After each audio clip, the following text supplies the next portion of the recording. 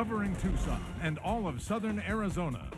This is K-Gun 9 on your side. Joel Waldman live with a lowdown on. Joel, what can you tell us? K-Gun 9 on your side's Joel Waldman. Joel Waldman joins us. This is as far as code enforcement inspectors would let us go because of the instability of the ceiling. But as you can see, these porcelain tables are still buried underneath a heap of ash. Adding to the woes of prospective employees like Anthony is the just-released consumer confidence number. It's at its lowest figure since 1967, further discouraging people out here on the floor. An hour after we left his office, Mayor Walkup himself called me on my cell phone and thanked K-Gun 9 for bringing this to his attention. We went back downtown to get his side of the story. Post-traumatic stress disorder carries mental scars as deadly and dangerous as war wounds. How do you feel about your birthday today? It's great. It's great to be American. It's great to be alive at this time and age. And But one question was still bugging me. And how do you get yourself out of New York to get over here to Mount Lemon? You know, it took some torches and some cutting to get it out, but it's a quick little walk with my long legs. Ever get tired of people yelling Tiger's name, asking for his autograph? I said I haven't played with him, so I haven't had that experience yet. You ever get tired of people asking Tiger for his autograph? Hearing those cheers?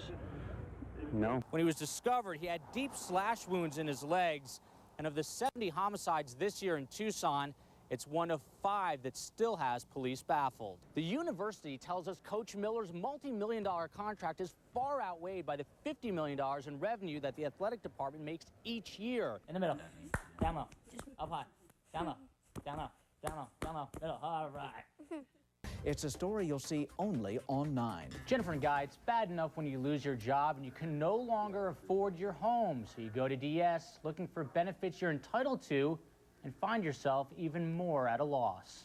I almost lose hope that anything's going to ever get done. I don't think it's going to ever happen.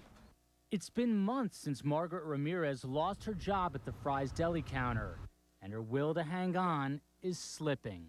I have not received anything but unemployment, and I've received a eviction notice.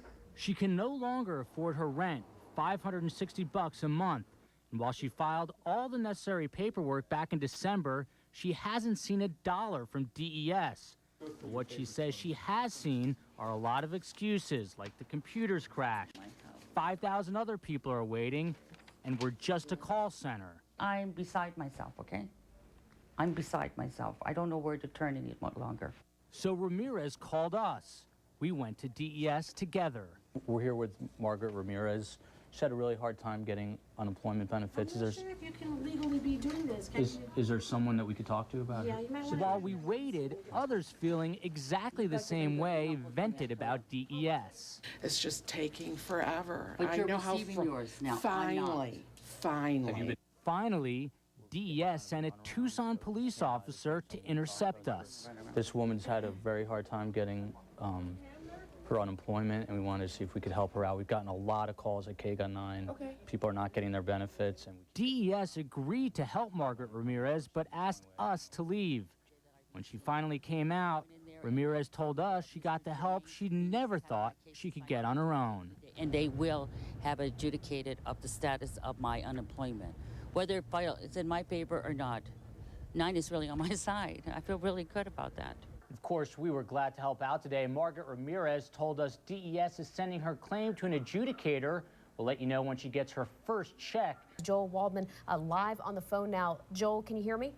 Jennifer, I can hear you. We just got to the scene, and to say it's chaotic is an understatement. Firefighters are still getting here. We were actually doing a story about President Obama's speech this evening when we saw a slew of trucks come flying by, and we actually, like good journalists, followed along to see where they were going, and there were very large flames in the distance. We followed those flames, and it brought us to a business called the Los Barrio. Joel Waldman spent the day in Mesa.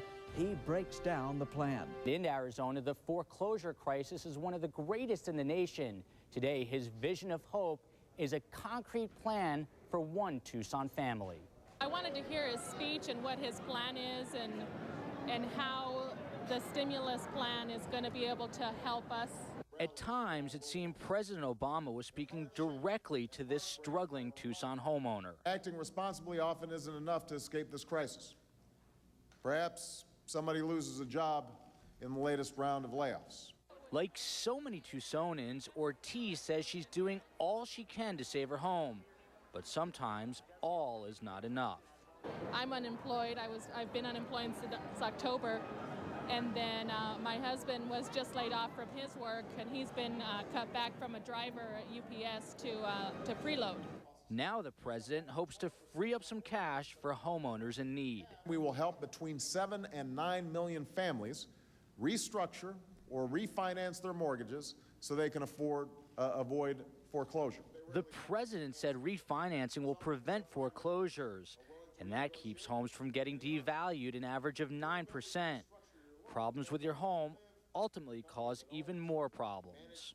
You can't afford to leave, you can't afford to stay. So you start cutting back on luxuries. Then you start cutting back on necessities. You spend down your savings to keep up with your payments. And then you open the retirement fund. And then you use the credit cards. But now Ortiz's close friend, who's just about done paying off his own mortgage, believes President Obama is offering homeowners bitter by the mortgage crisis a chance to call their home sweet home again. Hope. Hope. That's the one point, is hope. For the first time, I believe people who are struggling with their mortgages now have hope. The president said the plan he just put forth will go into effect in 2 weeks. Additionally, he said the federal government will give $2 billion to communities who are putting initiatives forward to try to stem the problem of foreclosure.